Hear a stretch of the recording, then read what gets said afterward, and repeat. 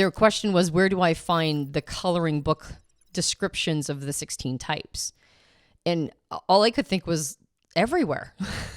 If you go into the space of type, that's everywhere, right? Memes, the 16 types, like on Instagram and on YouTube, and basically every community has coloring book level understanding. So as an example of this, I see it all the time online. I have ENFP preferences. The stereotype, it's become a meme now. So you could also say a meme level understanding too, not just stereotype. I think stereotype would probably be a word that maybe we would have used 10 or 20 years ago. And I bet memes are becoming more of the replacement word here. The meme of an ENFP is that we walk around the world vomiting rainbows of emotion and excitement onto everybody. Now, there's a reason why that meme, that stereotype's developed, and particularly INTJs, right? They're like, oh, you vomit rainbows onto me. That's like the funny meme. There's some truth to these memes and these stereotypes, but that would be an example of oversimplification of what an ENFP means. Hi, welcome back to the Personality Hacker Podcast. My name is Joel Mark Witt. And I'm Antonia Dodge. We had a really interesting question come up in our profiler training group. Now, not this season, because we're just now opening up the class. At the time of this recording, we're just now opening up the new class for profiler training. But in the previous one, we had a really interesting question at our first Q&A for that class. And I almost didn't understand what was being asked. Initially, you actually had to clarify, which is, I usually know what people are asking me, but I was so confused by the question, I couldn't meet them halfway. Well, the context, I think, was the reason. Yes, exactly. So the student, now we have people come in from every level of understanding and awareness of the system. We have people who have been studying it for years and years and years and know every square inch of the system. And we have people sign up that just heard about Myers-Briggs like maybe a couple months ago. We've had that happen a couple times. And so I think this was a newer student, not just new for us, but new to the system. And the question was basically, how do I find all the stereotypes, right? And I was confused by the question because they didn't ask it that way. They were like, is there like a way to sort of get a snapshot picture of each of these types? And I didn't realize that they were asking, how do I find stereotypes of each of the 16 types to familiarize myself with them as a concept? Yeah. And I think there was two reasons why I didn't understand the question. First, I didn't even think until that moment of the value of stereotypes, because I'm always trying to encourage people to get out of stereotype thinking. And so the idea that there might be value to beginning with stereotypes was not something I had considered. Until this moment, until somebody was asking me for them. Because at profiler training, two primary energies come in. One are people that have enough familiarity with the system to already have the stereotypes, and they almost see those as patterns in the world that aren't really patterns. And the other person that often enters is somebody that really goes deep in the system. They have so much system knowledge that they sometimes project the system outward onto people rather than letting the person reveal their type. They try to project things out. So we do a lot of work in the program to remove those things from people, to help work through and help them see a better way of the profiling experience. Right. That's where we start. We start by saying, okay, unlearn everything you think you know. So, and not because they're necessarily wrong, but because it's valuable to get into a beginner's mind, no matter, like if you're starting a new skill. I think of Neil Peart, who as a drummer was one of the top, he's considered one of the top 3 best rock drummers of all time. Everybody knows how much I love Neil Peart. I did an entire podcast episode when he died. It was very tragic for me. But I remember when he decided he wanted to learn a new style of drumming after being a rock drummer for like 20 something years. And he went totally back to basics. He held his drumsticks completely differently. He handed himself over to this classic.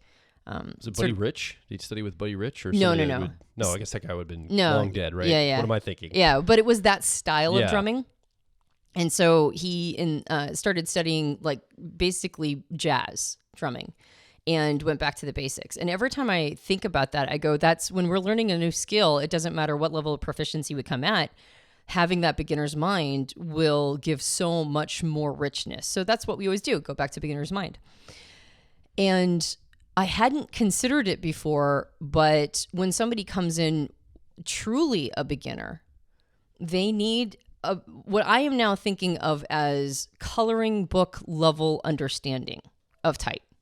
So a coloring book has very bold lines. They're very dark, definitive, bold lines to give the most sort of encapsulated understanding of an image.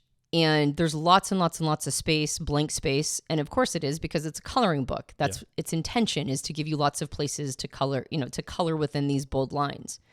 But it's really doesn't give you very much information.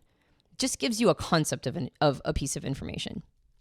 And then I think on the other side of understanding type is what I would call the masters, right? It's a Van Gogh, Monet, Renoir. Like it's when you look at their paintings, these masterpieces, these pieces of art, there are no lines. There's just kind of colors pushed up against each other, which is a little closer to reality, right? How reality works. But even at that level, it's important to remember it's still a representation of reality, not actual reality. Even when you're looking at like a masterpiece like Starry, Starry Night, Van Gogh's Starry, Starry Night, it's a gorgeous picture that pulls you into it. And also, it's a representation of what it must have looked like. It's not the actual thing. So going back to the story, their question was, where do I find the coloring book descriptions of the 16 types? And all I could think was everywhere. If you go into the space of type, that's everywhere, right? Memes, the 16 types, like on Instagram and on YouTube, and basically every community has coloring book level understanding. So as an example of this, I see it all the time online. I have ENFP preferences. The stereotype, it's become a meme now. So you could also say a meme level understanding too, not just stereotype. I think stereotype would probably be a word that maybe we would have used 10 or 20 years ago. And I bet memes are becoming more of the replacement word here. The meme of an ENFP is that we walk around the world vomiting rainbows of emotion and excitement onto everybody. Now, there's a reason why that meme, that stereotype's developed, and particularly INTJs, right? They're like, oh, you vomit rainbows onto me. That's like the funny meme. There's some truth to these memes and these stereotypes, but that would be an example of oversimplification of what an ENFP means. Right. Yeah, exactly. And so I don't feel like you have to go very far to find those. And also, they are sometimes contradictory. Like, what's a really good, solid stereotype or meme of each of the types? They also lock you into one version of that type, too. Like, you as an ENTP preferences, you're the Doc Brown mad scientist stereotype meme. Right. Right? And that's not necessarily, I mean, you do have a little bit of that in you, but that's not necessarily the way you show up to the world most times. Right. So little of it that I don't really see myself in that way, even though when I first saw that stereotype, when I figured out I was an ENTP, there was a part of me that got it. I was like, oh yeah, that's how I see myself a little bit, even though I don't show up that way at all. There's a little bit of a mad scientist component inside of me that's taking models of human development and smushing them together and figuring out new models and that kind of thing. It's resonant in some way. Thank you. It's resonant. Exactly. So going back to the question, when you said, I think what she's asking is stereotypes. You're looking for stereotypes. And the person said, yeah, that's exactly what I'm looking for. And then it was like, oh, well, they're all over the place. So that created in me this, or it kind of, I don't know, it pinged for me this idea of like, that's actually where we need to start. That's where almost everybody has to start, is at a coloring book understanding of type. And it serves its purpose. Now, if that's the first place and Van Gogh is the final form, what are all the steps in between, right? Where do we go from a coloring book? I mean, I saw a coloring book version of Starry, Starry Night, and it was fun, and you can color it, and also it's not the real thing. And as I mentioned before, even Van Gogh isn't the real thing, right? It's just a beautiful representation. So if stereotype is at the beginning, what's at the end? And what are the phases in between? And are we talking about, and I want to make this frame very clear here, because well, I'll explain why I'm asking this. Are we talking about the Van Gogh at the end? Is that an understanding of the personality system we're using? Or is that an understanding of people and the types they bring into the world? Because one could argue, well, like a system like socionics that really dives into all the nuance and the detail, well, that's the Van Gogh we're talking about, right? That's where we're all headed. I don't think that's exactly what we're saying. We're not saying fleshing out a system so that there's now like 6,000 different particular types that can show up from the basic 16, although that could be sophisticated. We're talking more about an understanding of people, the self and people in a more rich way. Yeah, well, in some ways, the perpetual slicing, there's value in that too, but I would say that that's putting everything down into, it's almost like cube art at that point, right? It's like when the definitions get really, really, really, really precise, I think that you can have a beautiful complex system, and it's more like making all of these dark lines into very small cubes, and you can actually see a better picture that way. It's like a more fleshed out picture, but it's not the thing I'm talking about, which is there are no lines. Yeah. Right? There's just characteristics that are pressed up against other characteristics that then give you a picture of something. Like there's no real line around the moon in Starry, Starry Night. There's just where the yellow ends and the blue starts, right? And there's no clear, real definition except that you can see that they sort of blend and bleed into each other. And at one point, the yellow is completely gone and the blue has started, right? Yeah. Or it's all blue. And then it's not even all blue. It's like blue and black. And I think this is not just an understanding of the system. It's an understanding of how the system actually shows up in humans, because that's us, right? There's no moment when my extroverted intuition or exploration as a person with ENTP preferences, there's no real clear line of where it ends and my introverted thinking or accuracy begins. They just sort of overlay each other, and they're so colored by each other. They're so influenced by each other. In some ways, I don't have a pure expression of extroverted intuition or exploration. And we can see that because there are reasons why you and I sharing the same dominant or driver function, there are many reasons why they show up differently. But one of the major ones is that we're pairing it with a different co-pilot or auxiliary function. Yeah. Right. When does your extroverted intuition or exploration end and your introverted feeling or authenticity begin? Right. Yeah. So that's how it plays out in humans, is kind of a smushing, right? There's no real clear lines. But to learn it, we have to break it all apart. We have to silo it to understand these things. But we can't stay there. We have to put things back together then and look at the human again. That's right. Yeah. Because the more we silo them out and talk about them as if they don't have relationships with each other, like that's when we stay in a theoretical place. Yeah. That's interesting, but the rubber never hits the road at that place. There's no application there. And there is a lot of value in understanding the functions and the nucleus of them and really fleshing them out on that level. There's value, but the value is truncated. It's unnecessarily limited if we just keep it at that level and never actually see how it's playing out in our life. So maybe it'd be valuable right now to walk through the levels, the layers of going from kind of a coloring book understanding to getting that Van Gogh. What would that journey look like? If somebody's listening along or watching along right now and they're like, yeah, I'm somewhere, first of all, they can find where they are on that timeline, but also what would that timeline look like for a general principled level look like for somebody? Right. So this is a vague map or model based on our experience. So I don't know if this is definitive in all cases. I just know that this is basically the levels that we went through, and I have a feeling that this is probably how most people experience this model. Well, I would say we also observed our students go through this too. Exactly. In our profiler training, our personality life path programs, like a lot of people go through very similar pathways or understandings, their relationship with type. And I think often Stephen Covey's model of dependent, independent, interdependent comes to play here. So we kind of have that cycle as well as we go through this. The competency model probably comes in here of, unconscious incompetence to conscious incompetence, so forth. Mm-hmm. So some of those factors play in. And I think that all is pretty similar for most people. Maybe the ingredients are different, the subject matter is different, but I think the pathway is fairly similar for most. Yeah. Another model that might play into this is DIKW, data, information, knowledge, and wisdom. Yeah. All right. And so, By the way, we've done podcasts on all of these.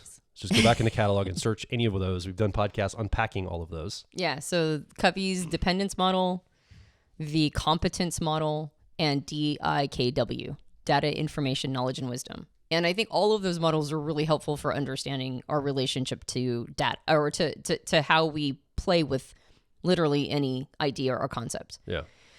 So I think it always begins with stereotypes about the 16 types. And that's because why would you study the system if you weren't trying to figure out your type and what it means to be fill in the blank? Well, and by the way, just to make a comment, that's after things like introvert, extrovert in a general way, public consciousness way, or type A versus type B personality, or, he's a go-getter, or any of those kinds of like real broad brush patterns. When you're talking about the actual Myers-Briggs system, this is where we start. Exactly. Yeah. A person can have lots of entry points to type as a concept. But Myers-Briggs specifically, the only one of the 4 dichotomies that's in the collective unconscious is introversion and extroversion. And so a person might think they know what that means and how they relate to it, but it's not. I mean, all the other dichotomies are things that people, like, you really have to explain what they mean. Thinker, feeler, kind of, but not as a separation inside of a person, not as a preference. So it always begins with, okay, so what's my type? And so while it's built on the building blocks of those dichotomies, and usually a person will take online assessments, or they might even take the official MBTI, or they might watch a lot of videos, read a lot of descriptions, or whatever, the first place is figuring out your type usually. And if a person can't, sometimes they'll continue down this rabbit's hole longer to be able to identify their type. And in some ways, that's a tougher path, because the more information you get, sometimes it's harder. Like, understanding type after you figured out your own personality type is much easier because you use yourself as a control. So that's a tougher path to go down. Yeah.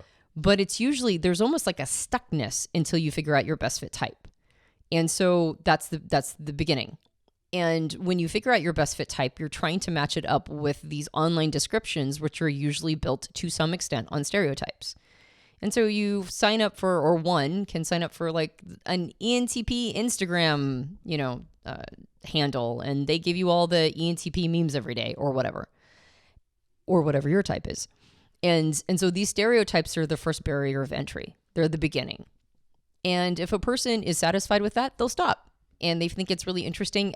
And stopping here, by the way, this is why people go, it's just like horoscopes, right? Type is like horoscopes. Well, they never got beyond the stereotypes. They never got beyond the meme level. And to some extent, they are kind of like horoscopes. Yeah. It's like you see what you see because you identify with it. It resonates a little bit with you. I have to admit, I'm not into astrology or into horoscopes or anything, but I'm a Libra, apparently. And every time I read Libra stuff, I'm like, yeah, that tracks. Yeah. Right? So there is there's a limitation to self-understanding that you're going to get when you're at that point. But I think staying there for a while and familiarizing yourself with the concept of this, like sort of the stereotype of your type, I think is... Yeah. It provides a good foundation for where you're going next. Also, I think as we go down this road, we start to shift each level we go, we start to shift from description to prescription. And here, while some people will give prescription at this meme level, most of it's just describing what's going on, or talking about characteristics or traits, surface level behaviors, these kinds of things, things that sometimes are common to all humans. So sometimes like, everybody does that, come on. And if somebody is giving prescription at this level, that's really irresponsible, because it's not nuanced, it's not deep, it's very surface, and it could be actually harmful to people, as far as I'm concerned. Yeah, or it needs to be real vague. Advice is what I'm talking about. Prescription meaning advice. Yeah, I mean, you can give advice at this level, but it needs to be vague enough for a person to be able to personalize it to their life. If you're giving very specific types of advice, you're going to get a lot of pushback because people are going to go, well, that's not like me, right? Because how can you give... I would hope they would say that. Well, the worst thing is ENTP should never date an ENFJ. And like, okay, well, I'll never date an ENFJ. Like, that's life-changing decisions. You might cut out somebody that would be a wonderful match for you, assuming you even have their type right or your type right based on this thing that you've read on this meme. So that's why I think it's so irresponsible to give advice like that at this level. Yeah. What did somebody say? We can't be an ENTP and an ENFP couple because we can't build intimacy. Yeah. I was like, well, we are still humans, right? I don't know. We have the human ability to create intimacy. So I didn't understand the comment, but I remember what that comment came through. Yeah.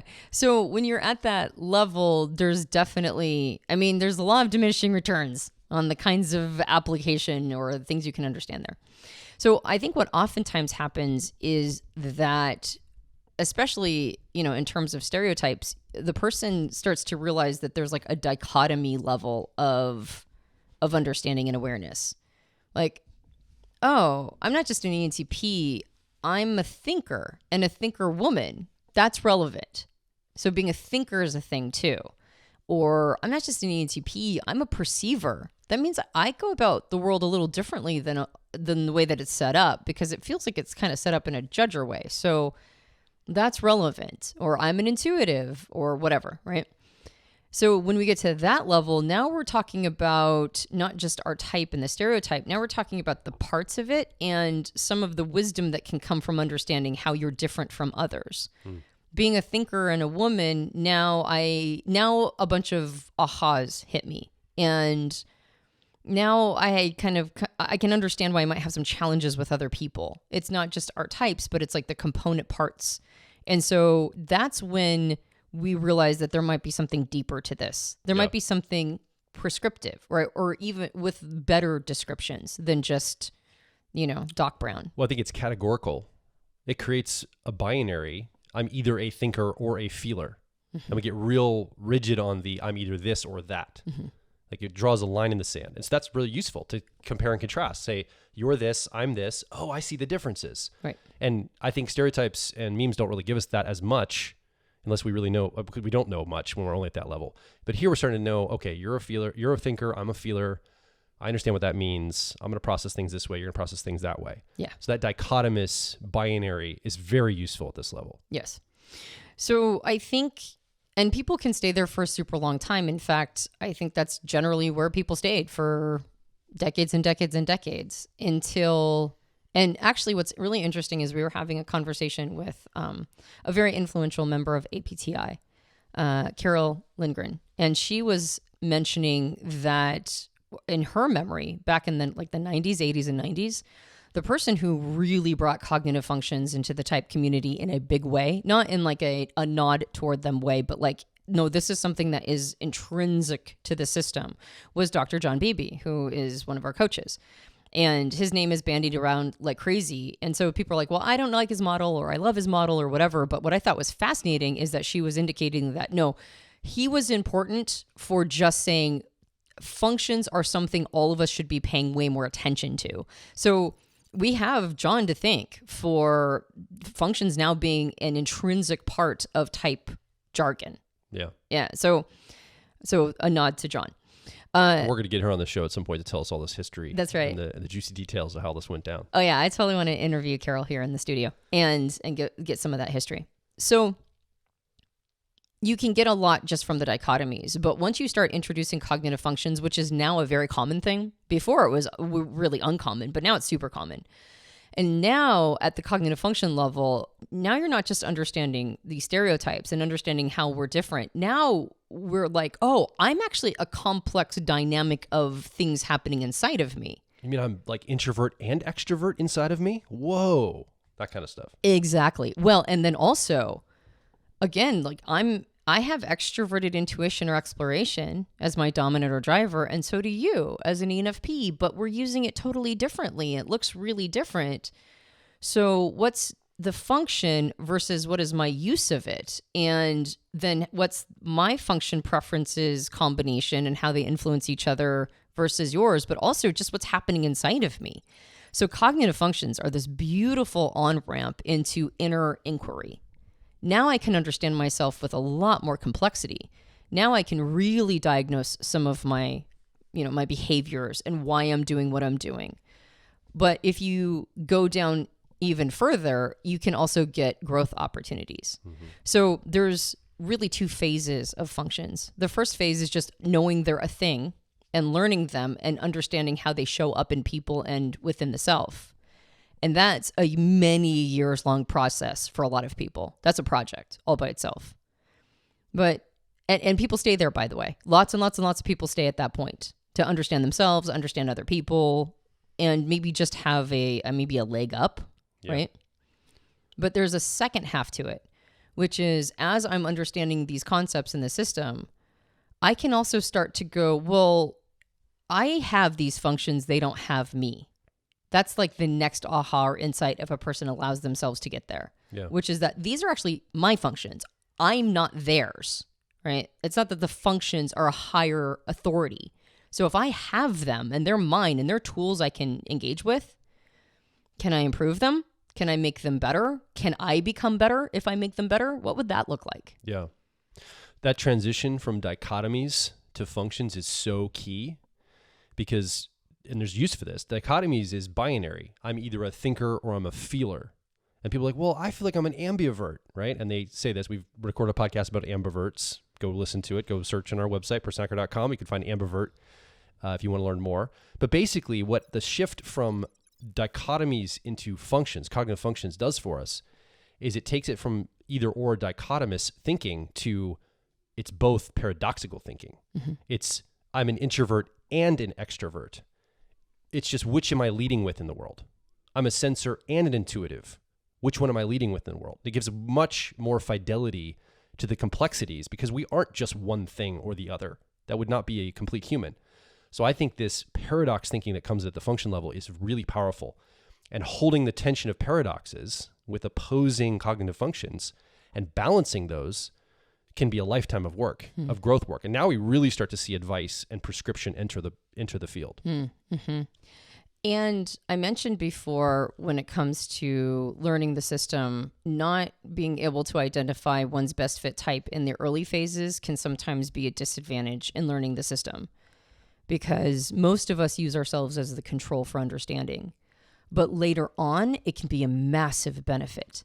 And the reason why is you know through your own journey that you can't oversimplify any of this, that it's actually quite complex.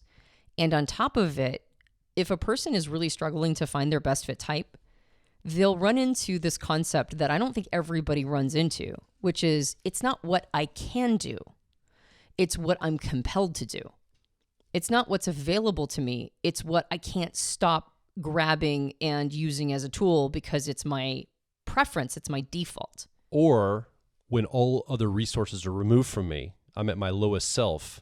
What is the fallback going to be? What function or what application, what am I going to be doing when all other excess or abundance of resources removed? That's right. Exactly. So it becomes this matter of really watching yourself, really understanding yourself interfacing with the outside world, the behaviors, the defaults, all of those things that you just can't shut off.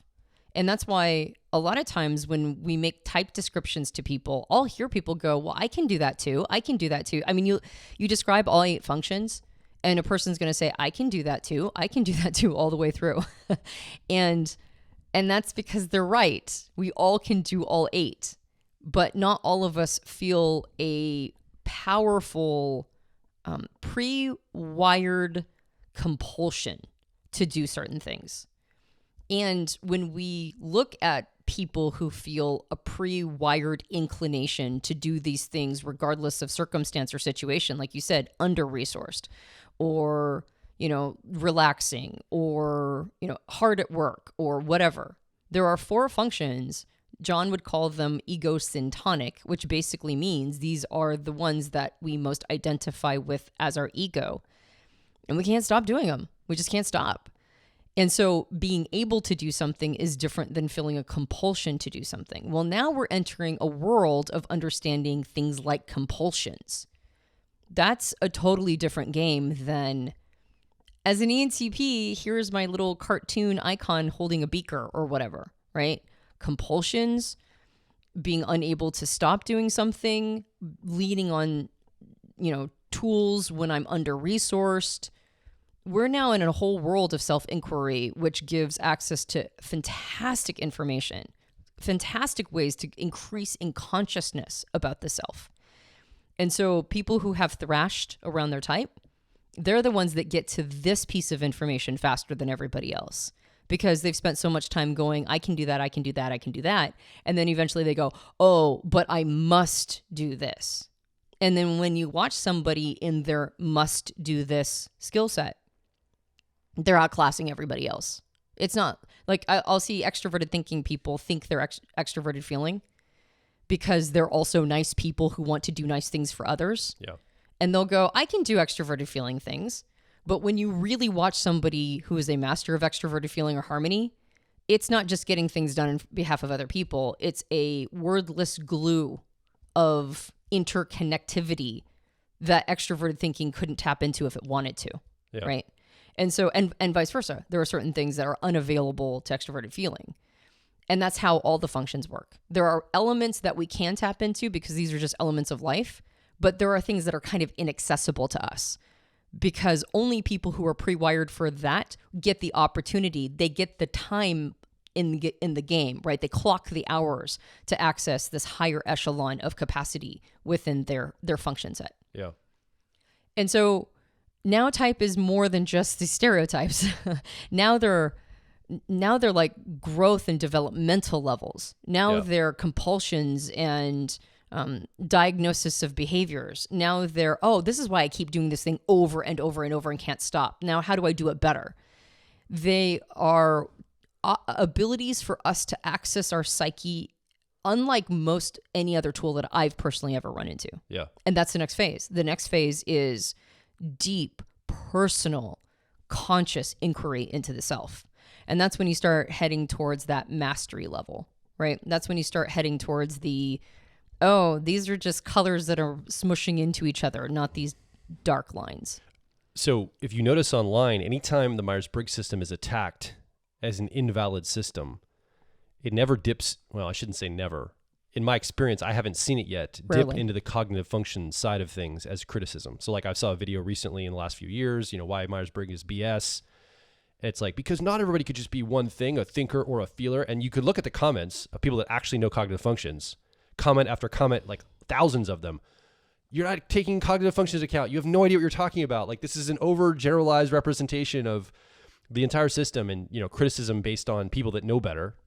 And so often one of the people, we get a lot of people comment a lot and say, what do you tell people that are haters or that criticize, or there's all this research and videos and people that say this isn't valid because it puts people in boxes and has dichotomy thinking. It's like, well, it's the cognitive functions. You have to show them that first of all, have a conversation at that level, and then see what their criticism is, because they're not even criticizing the actual depth of the system.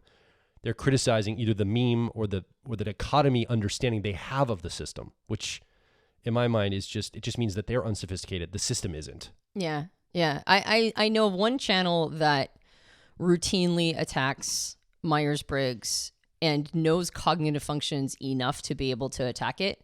But you can tell that the person's beef is primarily that they think that Jung was associated with the occult. Oh. And apparently they have Christian leanings. And so that's their beef. Oh, okay. Right. And so it's like, okay, well, that makes sense. Yeah. It's actually not the tool itself. That's topical. It's topical. Yeah. It's the usage of the tool or how it was originated. Yeah. It's its point of origin and that they find that personally offensive to their belief structure. But that's, it's like having criticism for the system because you don't like where it started. It's understandable, but it's also not really about whether or not the system is helpful. It's whether or not the system is personally offensive to your paradigm. So there are a couple things like that, but other than that, for the most part, anybody who's attacking the system without having a personal paradigmatic beef almost never understands functions. So now we're almost to what Jung's original desire for people was with all of this, because Jung actually was very he kind of didn't like it being turned into typology systems. He didn't like when people did that. And in part because he was afraid that it would throw throw individuals off the scent of the point of, or his purpose, which was individuation, understanding oneself to a level where an individuation, we've talked about this in like, well, I've talked about it endlessly in previous places, but it's like, that means whole self. It means not divided, right? And the word individuation comes from the concept of like an atom, right? If you slice the atom, it's no longer a thing, right? So becoming an individuated person means that you're aware of the whole self to a point where you might as well just be one big atom, right? There's no house divided here. And so he was afraid that typology systems would slice us up. And he wasn't entirely wrong. There is a little bit of slicing and dicing that happens within typology. But it's also an access point, I think, fundamentally for where he wanted people to head. So I can see why he didn't like it, but I also see why it's necessary. It kind of makes me think of that concept that we actually, Robert Anton Wilson said that the easiest way to be brainwashed is to be born. And we have to be brainwashed. If we don't get brainwashed into a language or into socializing or brainwashed into civilization, we become feral. And at a certain point, we can't learn anymore. Yeah. So it's like we have to become brainwashed to de-brainwash ourselves or to have any sort of control over our thoughts at all. Otherwise, we become feral and we lose all capacity to control ourselves or to control our thoughts. So it's a necessary evil. And I believe that getting into the Myers-Briggs system for this contemporary world is a quote unquote necessary evil. And I don't think it's an evil, but I would say it's the best access point to get to where Jung was hoping people would get to. And that is, once you've gotten to this place of self-inquiry, once you've gotten to this place of understanding the system, now you can tap into and truly understand like John's work as a Jungian psychotherapist, which is archetypes. So there's archetypal energies that Dr. John Beebe has associated with each of the 8 functions, right? And in the position that we experience them in. And it's not, I used to think it was an overly elegant theory, but that was before we did coaching with John, and now I understand it. Now I get it. And basically, it's not that they're intrinsically associated with these archetypal energies that Jung came up with. It's that they have a tendency to tap into those archetypal energies that are already inside us anyway. And so, again, it's just an access point. And once you start tapping into those archetypal energies, it's almost like there's a baton that gets handed off where it stops being about the functions and starts being about our archetypal energies. And that's where Jung wanted us to go in the first place. And that's, as far as I can tell, now, of course, anytime we reach the acme of something, we always think we're at final form. But at this point, to me, that's where we really hit the Van Gogh level. That's where things go psychospiritual. Yeah. Right? And that's where we are able to do things like understand our shadow, particularly if we're communicating with another person who is doing the same work. So Jung indicated that we can't get to our shadow alone. It has to be reflected back. And he called it a psyche-to-psyche experience, which is why he believed therapy was so important. The model, John's model with archetypes, or just really any model that taps into these awarenesses and understanding, particularly when it's been built on a bedrock of just laying all of these foundations that started with stereotypes and memes, but then it ended up with understanding the differences between ourselves and others. And then it ended up becoming a more fleshed out awareness and understanding of the complex dynamics within the self. And then it ends up being able to do prescription into growth and development. And then it ends up being an understanding of sort of our archetypal energies as people and the ability to merge it all together.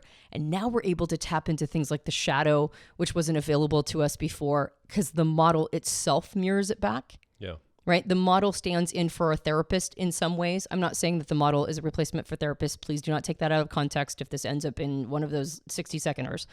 But I'm saying that the model can be a tool to reflect back the self that normally we would have needed a whole played out concept of another person reflecting it back and then be in a moment where we could receive it. And the model can point that out for us. And so now we enter psychospiritual territory, which is whole self. Now we can see persona, we can see ego, we can see shadow, we can see the whole enchilada, the unindividuated or the individuated person, the undivided person. And one could argue that that gives us access to our purpose, an understanding of who we were meant to be, an understanding of what our path is. You can align it with a deity or a divinity and say, this is what God intended me to be. Or you could just say, this is the most of me I can become, right? Now we're tapped into something that is, I think, truly divine. So it's interesting that at the end of this, when we start into the psychospiritual Jungian stuff, we're at archetypes. And we started with stereotypes. You can already see energetically this pull toward archetypes at the very beginning. When we're talking at the meme level, at the stereotype level, it's almost like the end is already in mind. Even if we don't know that end exists yet, it's almost collectively unconscious concept that that's where we're all heading, is archetypical energies, and understanding how these energies play in our lives and how we show up to them and add our flavoring to these energies. Yeah, stereotypes are a stab at archetypes. Yeah. And then the other thing, I think, you keep talking about the system being able to reflect these back to us. Like, the system is great. I want to be cautious that we don't divorce the system from people, both in self-understanding, but also I think that dialogue and conversation, that psyche to psyche experience, I can't highlight that enough, because yes, the system is the tool we use, but people are the ones that wield that tool. And you didn't say otherwise, but I just want to really land that point, that a psyche to psyche conversation, much like what we do here in this podcast, we talk about issues, we unpack things, we understand ourselves, each other, and the people that listen with us, you listening right now, we do this together. The three of us do this together. And that's a really powerful for conversation. That's one of the reasons why we do our profiler training program, is because we realize, like, online tests, written tests, watching YouTube videos, typing people from a distance, what is that actually serving? What's that doing for anybody? Yeah, you get to be superior. You get an ego like, oh, I know people's personality types. I watched this YouTube video. I can guess it. I can speculate on it. We can talk about it. You might even give some advice to somebody if they told you their type and you have a little bit of understanding. But the ability to have a conversation with somebody, a nuanced, in-depth conversation that goes beyond stereotypes and memes, goes beyond dichotomies, hits into cognitive functions, but we're even training people, like in our profile dynamics class, we teach archetypal energies and the alchemy of those and the 8 function model and how to identify them in others, and then give them coaching recommendations in their life based on these deeper understandings, psychospiritual recommendations. All of that's available, but it has to come through a process, I believe, and I think you do too, Antonia, of conversation with another person. And so, again, that's why we've doubled down on the methodology of profiling, and we think that's such a powerful program, because that gives people that access point. I'm so glad you mentioned that. From my perspective, all the highest quality and best content that has been built on top of the foundation of the system has come from people who use it in practical applications. Like John, who has used it in psychotherapy for like 50 or 60 years. Yeah. People like Linda Behrens, who's been using it in corporate consulting and coaching for 50 years, right? Or 40 years. I don't want to age her. Sorry, Linda. Yeah. But and you see our students who in their coaching practice use profiling, they start to understand the system of Myers-Briggs so much more in depth when they're starting to use it with actual clients. Well, and that's what I was going to say, is a lot of the awareness and understanding that we personally have gotten has not always only been in coaching, which, by the way, just skyrocketed my understanding of type when I started coaching, because I was giving actual advice and people were coming back and saying that didn't work. And we're like, okay, why didn't it work? Was it me or was it you? Right. And so there was a lot of refining going on. And eventually it was like, no, that's working. Right. And it works every time, practically. As long as the individual context is taken into consideration, as long as there's like due acknowledgement for the complexity of a person's type and how it manifests in them as an individual and how it interacts with their environment. Like, there's a lot of complexity going on here. But I would say a big piece of why we understand the level it can get to with psychospiritual levels is not just our coaching with John, which was very, very helpful, but because we see it in profiler training. We see it happen over and over and over again.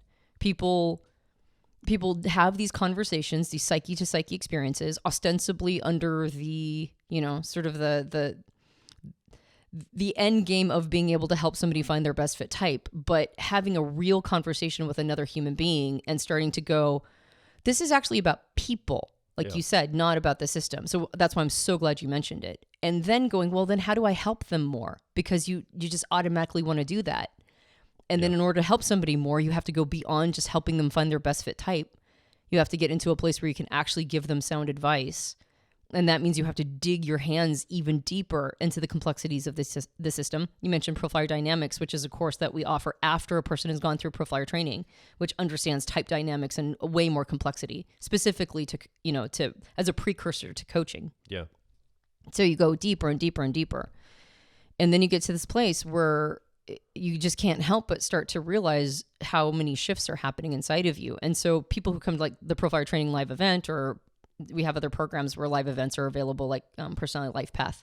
But when somebody comes to a live event and then they're surrounded by people who are all fascinated by the same topic, but it's touching them in the same way, in the same growth orientation way. And now people are having like massive life changes, right?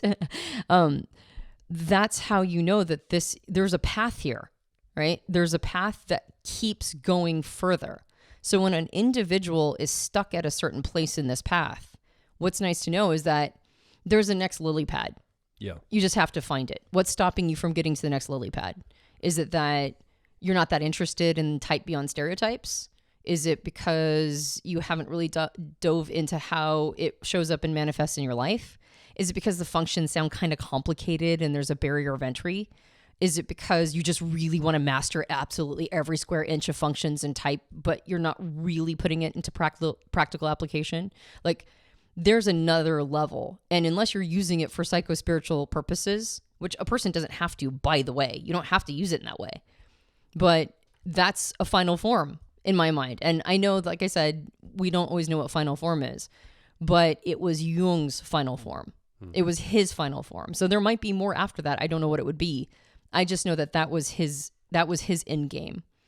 So there's more, and it routes back to the source. It's one big hero's journey circle, right? It started with Jung. You go through a hero's journey of all of the things we're talking about. It ends with Jung. It ends with his concept of individuation. So, and then there might be more hero's journeys after that. So I think it's good for an individual to understand that there's more if they haven't thought about it. If they don't know that this is available, it is. There is a path here, and there's a next lily pad. And you don't have to use it that way, but you can, and it's there. Well, we want to encourage you to use it that way. If you've been listening along, we want to hear from you. What's coming up for you as you listen to this journey? Where are you at in that journey? Are you a new listener? You're new to personality type, especially the Myers-Briggs system. Are you at the stereotype meme level, which is totally okay? Like, is that where you're at right now? Is that the world you're playing in? Have you moved further down the road? I'm sure someone's going to write in and say, I'm even beyond the archetypal Psychospiritual. I'm into like galactic level. And tell us about that too. I want to know about galactic level. Whatever the galactic level is. But one thing I would say is, if you love, most people that are listening, probably you listening right now, you probably have more than just a meme stereotype understanding of that. And if that's where you're at, that's totally cool. But if you have a little deeper understanding and you really love Myers-Briggs and you love how this has helped you in your life or in the world, come with us on this journey. Let's keep furthering the experience of personality type and what we can do with it. I think if you come and hang around us for a while, you're going to contribute to the entire community, the entire effort of what we're trying to do here. And one of the things we can do is help get into the public consciousness. You can help with this as well, the actual depth that's here. So when people misuse it, they stay at the meme level, or they just stay at the dichotomy level, or they weaponize it, or they push it out or project it onto other people. Well, that's where we get people, well, this is just bad. This puts people in boxes. Let's kill this thing it feels harmful and it feels like it's misused. Well, it doesn't have to. Help come along with us. Let's use this in the most sophisticated way possible. And I think that could really contribute to the world at large. But that's going to take all of us working together to do that, because if we all just stay at that meme or dichotomy level, yeah, sometimes that's not fun. Sometimes it does feel like we're putting people in boxes. Sometimes it does feel like we're painting people into corners and not letting them have room to express themselves and their whole human spirit. So what's coming up for you? Come over to personalityhacker.com directly below this episode. Make your voice heard. We don't have a microphone for you right now, but we want to hear from you. What questions, comments, or stories do you have to share about this journey maybe in your own life? And if you enjoyed this podcast, you can subscribe to us on iTunes and various Android platforms. You can also subscribe to us and watch us on YouTube. This is now a video podcast. I guess I don't have to say now. It's been a couple months. We're established. This is a thing. Yeah. You can watch us on YouTube and leave a comment, ask a question, and also you can like, subscribe, and hit a little bell icon, apparently, and they'll let you know when the new episode is out. We have a book. It's called Personality Hacker. You can get it at all major book retailers. And if you leave us a rating and a review on iTunes, or excuse me, on Amazon or on Goodreads, that also helps us out a lot. iTunes is if you leave us a rating review for the podcast. We have a suite of programs that is really about the psychospiritual journey, but at various levels of it. And if you want to start that out, that journey out, we have a suite of programs that are called owner's manuals for your specific best fit type. So there's a INFJ owner's manual and an ESFP owner's manual. And all of those owner's manuals help you create your owner's manual. Yeah. Right? Yeah. It's your owner's manual for your life. And this is just information that you can plug into your personal owner's manual, which could include other things as well. But start here with understanding how your best fit type relates to the owner's manual of your personal life. So head over to personalityhacker.com and check those out. My name is Joel Mark Witt. And I'm Antonia Dodge. And we'll talk with you on the next Personality Hacker podcast.